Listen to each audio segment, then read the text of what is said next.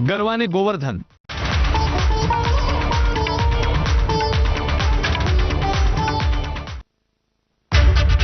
आपण पाहत आहात एबीपी माझा. उघडा डोळे बघा नीट. संदीप युनिव्हर्सिटीसह फॅकल्टी आणि फॅसिलिटीज सिम्पली वर्ल्ड क्लास.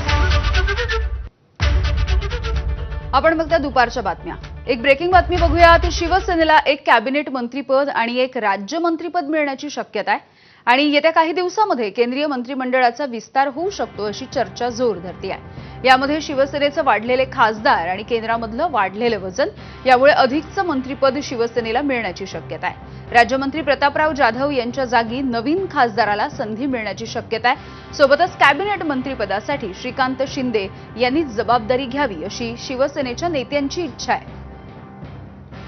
अक्षय भाटकर आमचे प्रतिनिधी आपल्याला याविषयीची माहिती देत आहेत. अक्षय, यामिनी, गेल्या काही दिवसात जे ऑपरेशन टायगर 2.0 झालं त्याच्यानंतर शिवसेनेकडे आता एकूण आधीचे 7 आणि आताचे 6 असे खासदार वाढलेले असल्यामुळे आता शिवसेनेचं जे येणाऱ्या काळामध्ये अगदीच येत्या आठवड्यामध्ये वगैरे केंद्रातल्या मंत्रिमंडळाचा विस्तार होणं शक्य आहे. तशी चर्चा सुरू आहे, मिटिंगी सुरू आहेत, हालचाली सुरू आहेत आणि त्याच्यामुळे त्या वाढलेल्या केंद्रीय मंत्रिमंडळामध्ये शिवसेनेला अधिकचं मंत्रिपद मिळू शकतं. आता ज्यावेळी 2024 मध्ये भाजपचं सरकार आलं त्याचवेळी शिवसेनेला कॅबिनेट मंत्रिपद दिलेलं होतं, पण त्यावेळी ते श्रीकांत शिंदेने नाकारलेलं होतं. त्याच्याऐवजी प्रतापराव जाधव यांना एक मंत्रिपद देण्यात आलं होतं आणि ते राज्यमंत्रीपद होतं. मात्र ते एक कॅबिनेट मंत्रिपद हे ऑलरेडी बाकी आहे आणि आता जी खासदारांची संख्या वाढलेली आहे त्याच्यावरून एकूण एक कॅबिनेट मंत्रिपद आणि आणखी 2 राज्यमंत्रीपद जी आहेत ती शिवसेनेला मिळण्याची शक्यता अशी मिळून एकूण 3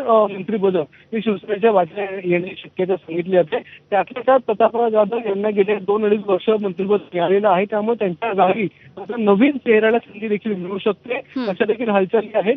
तर श्रीकांत शिंदे जे सध्या त्यांच्यावर कोणती जबाबदारी नाही, मात्र गटनेते आहेत शिवसेनेचे लोकसभेमधले, त्यांना देखील मंत्रिपद मिळण्याची शक्यता आहे. त्यांनी मंत्रिपद स्वीकारावं अशी अनेक शिवसेनेच्या नेत्यांची देखील इच्छा आहे. त्यामुळे या वाढलेल्या मंत्रिमंडळामध्ये शिवसेना त्यांचा समावेश होतो का हे बघणं सध्या महत्त्वाचं ठरणार आहे. धन्यवाद अक्षय माहितीसाठी.